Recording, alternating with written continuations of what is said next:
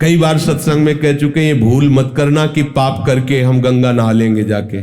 गंगा नहाओगे उसका अलग फल होगा, पाप की उसका अलग होगा।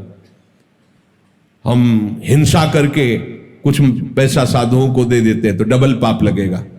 हिंसा का पाप, साधु की बुद्धि भ्रष्ट करने का पाप, स्वयं तो धर्म रहित और उसको भी धर्म रहित करने का तुम्हें पाप लगेगा। पुण्य का तो कहीं सवाल ही नहीं। पाप से किसी का पुण्य बनता है क्या? ये भूल छोड़ दो। जहां ऐसा उपदेश होता हो कि ब्लैक को व्हाइट कर दिया जाता है तो अलग कोई संस्थान होंगे। हमारे धर्मशास्त्र कभी ऐसा नहीं कहते कि पाप का फल पुण्य होता।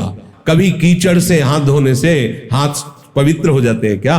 कोई पापाचरण करके, निषिद्ध कर्म करके कहीं ऐसा हो सकता है क्या? बोले अपराध बन गया, पाप बन गया, बोले चलो वृंदावन साधुओं का भंडारा कर देना।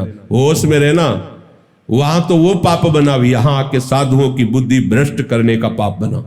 इसको कहां निपटाओगे?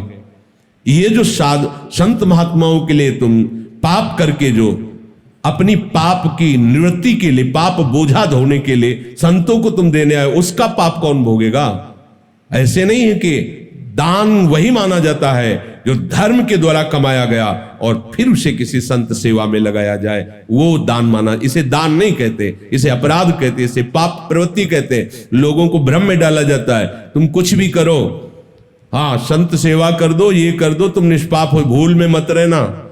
ऐसे है, इधर जो शुभ करोगे वो उसका हिसाब, अशुभ करोगे उसका हिसाब। और कोई ये भूल ना सोचे कि हम मनमानी आचरण करके, धर्म विरुद्ध आचरण करके ठाकुर जी को भोग लगा देंगे, ठाकुर जी माफ कर देंगे। ठाकुर जी भोग के लिए नहीं बैठे हुए हैं, वो कह रहे मेरी आज्ञा का पालन करो।